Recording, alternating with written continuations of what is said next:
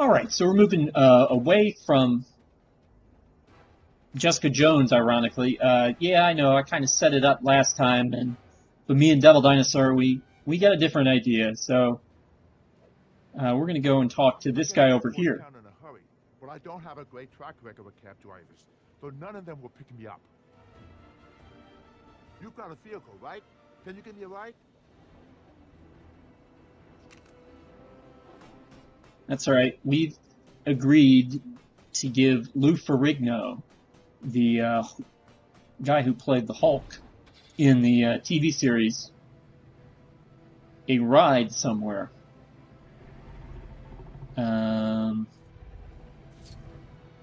It's going to be particularly interesting since we're going to have Devil Dinosaur trailing along behind us the whole way. And I'm not sure that this car... I mean, obviously they put the taxi there to help you out. Can you give me a ride? This car doesn't look like it's got a passenger seat of any real size. So it looks like we're going to have to dump it and then go get a different car. Maybe that taxi back there.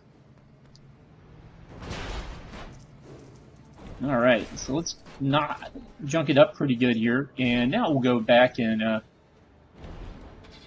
find ourselves a taxi. And here it is. And we're going to go and start heading this way up. And now Lou's in the car, and we can follow the little ghost. Jeez, it's been so long since I've done this. What do we call these Lego things again?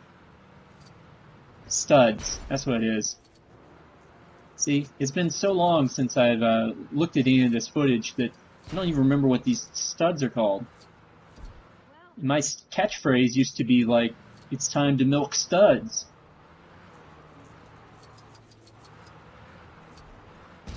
Oh well.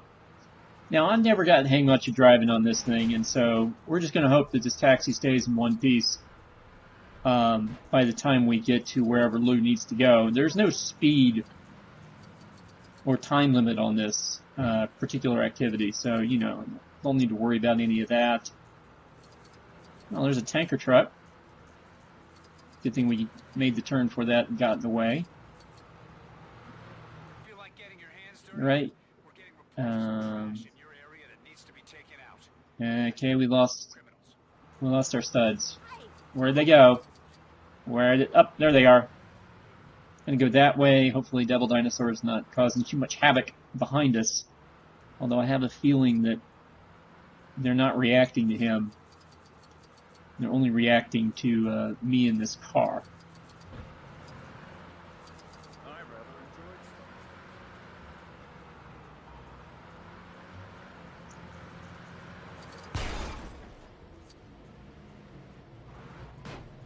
Okay, well, we wrecked another taxi, and we got around there.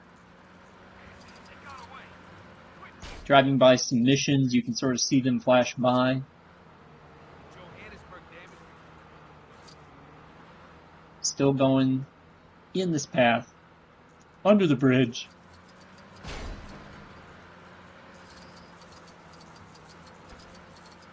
Avoiding that little thingy because I think it sends us in the other direction.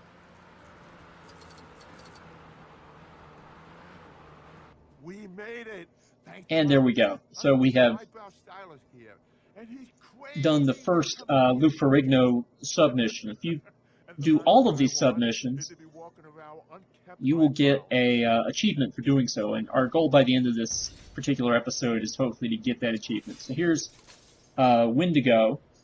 I don't know much about Wendigo. I do think he was a boss in the X-Men arcade game, but that doesn't necessarily tell you all that much. He also appeared in the Ultimate Spider-Man cartoon in the episode about the Contest of Champions. You know, as time has gone on, I've been seeing a lot of sort of critical things said of the Ultimate Spider-Man cartoon, and I understand them. Hey, there's a fish down there. You know, Spider-Man is out of character for the sake of being able to do stupid things and sort of keep it a kids-oriented show. But you know, I saw one person whose comment about it was Spider-Man's message in Ultimate Spider-Man is with power comes no responsibility. Doing security in the courthouse the other day, and well, let's just say I lost my cool a little. Yeah, things have settled down now, but some of the jury ran away with the big green guys. But we'll stop it for now and talk to Mr. Ferrigno here by the park sculpture. Ferrigno likes to hang out near the park. This is not going to be the last time we're going to see him here. So now we need to hunt down jury members. Now this can take a while if you don't do two things. First off, pay attention to your radar. Your radar actually tells you where these people are, and with the blinking red dots.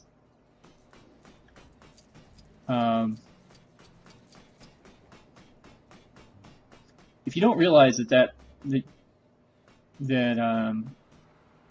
that's going on, this can be a very frustrating mission because you're essentially combing through the city of New York, and you would think they would be nearby, but they're really kind of scattered, which means that they did a good job in running from the courthouse. That also gives us more time to reference the current Ultimate Spider-Man TV show. You know, it's nice. It's good fun. I wouldn't consider it a particularly serious show. There are things that happen in there that don't make a lot of sense based on, you know, the character Spider-Man is traditionally, you know, adapted to from the comics. A fight broke out while I was doing security in the courthouse. Yeah, so we're going to get reoriented here.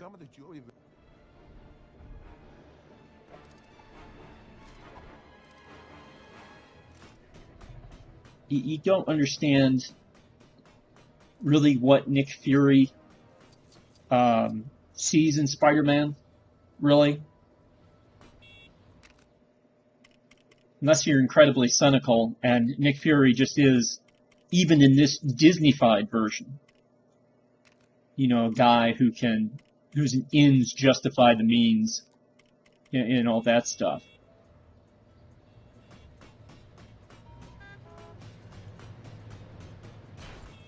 But yeah, there are people who have nice things to say about other Spider-Man shows, like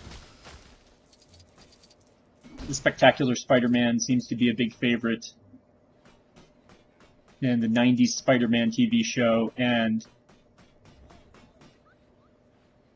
I think that's just that they've been exposed to better Spider-Man shows is why they dislike the Ultimate Spider-Man. You know, I don't care for Drake Bell, but you know, I'm not the guy who casts things and you know, 'cause they cast. You know, I like the guy they cast as Nick Fury, but I don't like him as Nick Fury, which is kind of a weird thing to say, but you know, that was the sort of thing. They you know, I do like the guys that they've had show up, you know, for cameos. The show interacts a little bit with the Avengers show that Disney has right now, and also their Guardians of the Galaxy show that they also have right now. So you're likely to run into Roger Craig Smith, the voice of Sonic, as Captain America.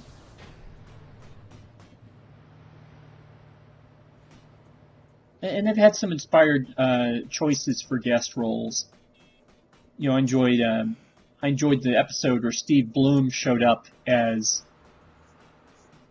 Wolverine, just because it's, you know, Steve Bloom's considered to be the iconic animated Wolverine at this point. I was disappointed when they decided to cast Will Friedle as Deadpool.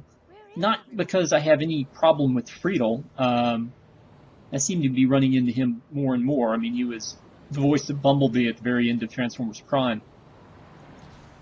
But because it wasn't Nolan North, you know, it just wasn't. You know, just wasn't animated Deadpool that I was familiar with, either from Spider-Man Shattered Dimensions or the Deadpool video game. Lego Marvel Superheroes. You know, all places where North provided the voice. Talk about a courtroom drama. Things got a bit too real back there. All right, we've located all the jury members, so now for Lou Ferrigno is going to be in less trouble when we get back. Another thing about the Spider-Man, the Spider-Man show while we're talking about it, right now Norman Osborn is in his good persona, so that means he wears the Iron Patriot armors, which is just sort of weird. Now, the Iron Patriot suit, from what I remember, or from what I've read about the comics, actually, I think originated with Osborn. Nice to see you.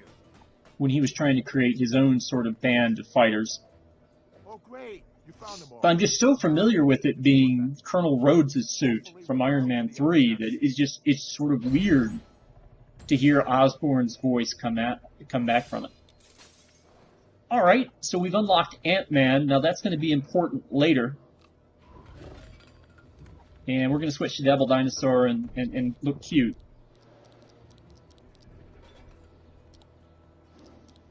And I'm going to go ahead and unlock Ant-Man. This is unfortunately the only Ant-Man that I have access to because, well,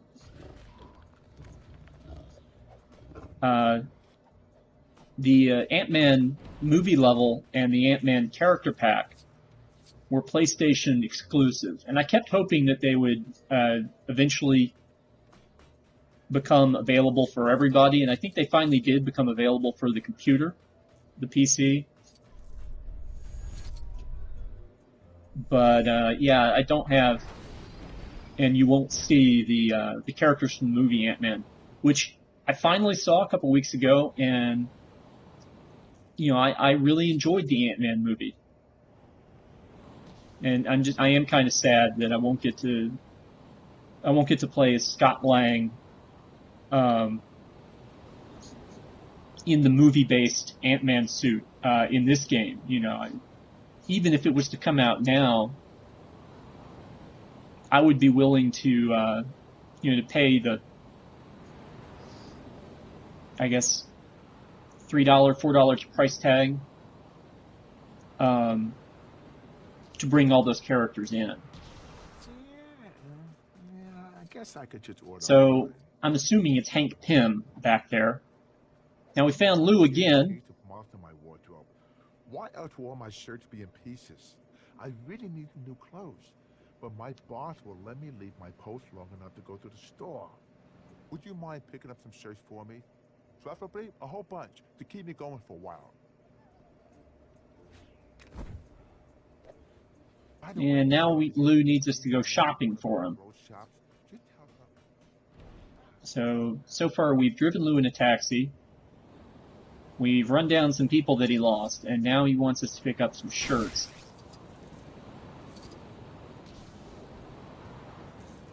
Okay. So, Iron Patriot away, I guess. The other thing I don't like about the Ultimate... Yeah, I keep going back to the Ultimate Spider-Man cartoon. I guess I should talk more about Ant-Man the movie, but we're going to actually have a period of time we spend a little more time with Ant-Man in this game, and we'll deal with it then.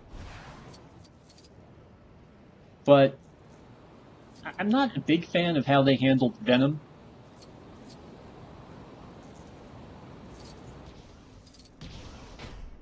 Basically, in the Ultimate Spider-Man cartoon, they did something similar to the Ultimate Spider-Man comics, and they made the Venom suit a creation of Oscorp, which, Peter Parker's father may or may not have had some hand in making. But Eddie Brock's character does not exist at all in this universe. Okay, evidently people are going to stop me from buying clothes. Fortunately, I have Ant-Man to help me out here. in his cybernetic helmet. In my day, we kicked tin cans around, not our elders. So I stumbled into a crime here. Nice job. If we keep working this well together, we're still hunting for shirts. We haven't given up on that yet. But in the Ultimate Spider-Man cartoon, they got rid of Eddie Brock's character, and they introduced Venom by having the suit be used on Harry Osborn.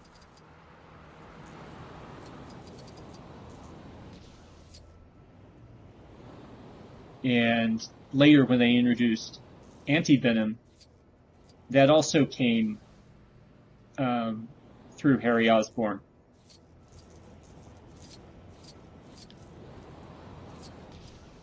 So the Venom suit didn't really get, and the Venom character really didn't get, much coverage. Like I said, Eddie Brock wasn't mentioned at all.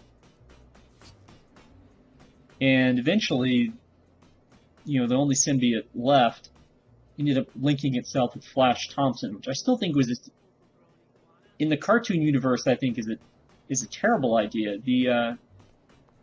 In the comics universe, at least Flash had seen some stuff, gone to war.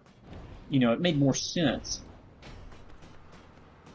In the cartoon universe, I'm not really sure what sort of growing up Flash has had to do in order to deserve the suit, but he's become Agent Venom, and he's one of Spider-Man's sort of Web Warrior Squad, as he likes to call them.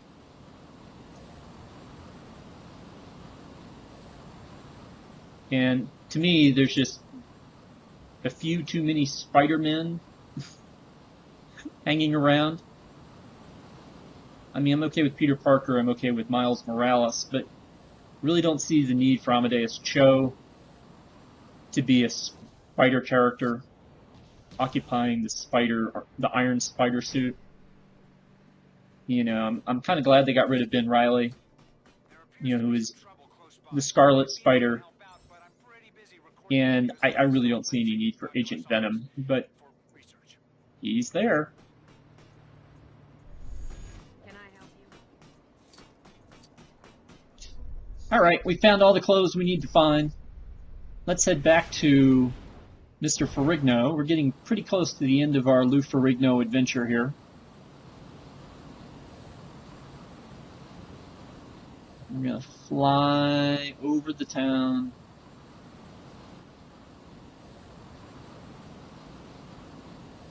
Ignored Agent Sitwell.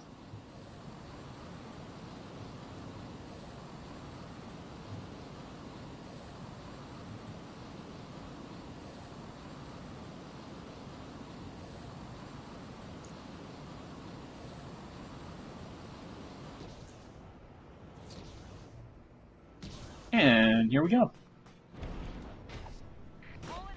So now that we've done a third task. Got my shirts. You've done me a real favor here. I was worried I was going to have to come to work tomorrow, wearing that incredible Hulk costume I got for Halloween.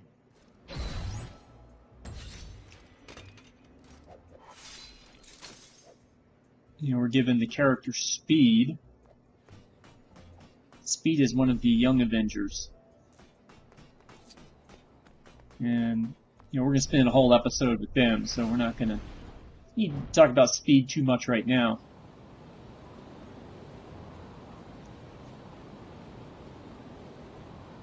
So we're going to head back, and there's only one mission left for Mr. Ferrigno, I think. And it's back in Central Park, so it's a good thing we're zooming over here. And there he is, right by the lake.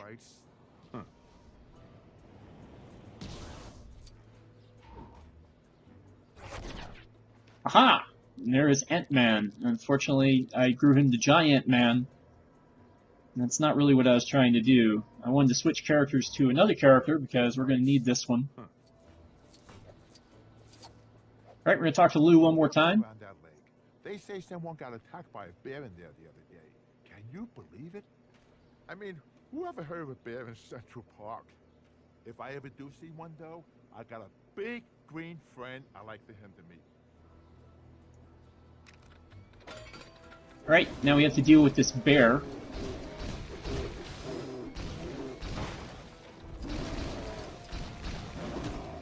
I'm not sure I can deal with him with anything other than the Hulk. Because... Okay, we pacified the bear. Now, Ferrigno wants a picture with the Hulk. So we get a Hulk selfie. That was really something. Might even say it was incredible. Hulk.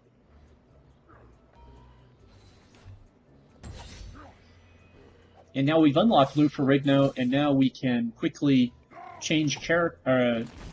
Okay. We can change characters, not unlock the Red Skull, which I've evidently already done. Not necessarily on purpose. Here we go.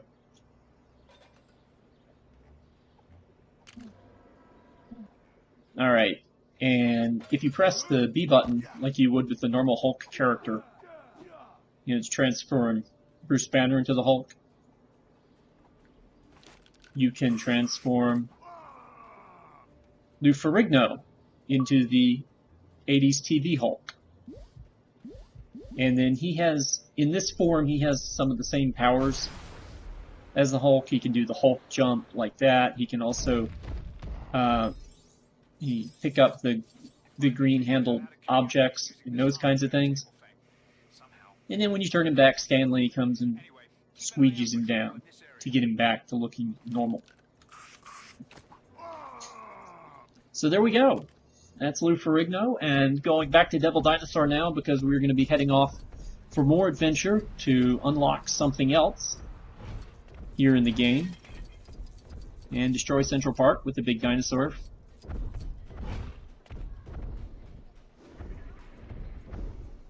And I'll see you guys next time, whenever that might be. Take care.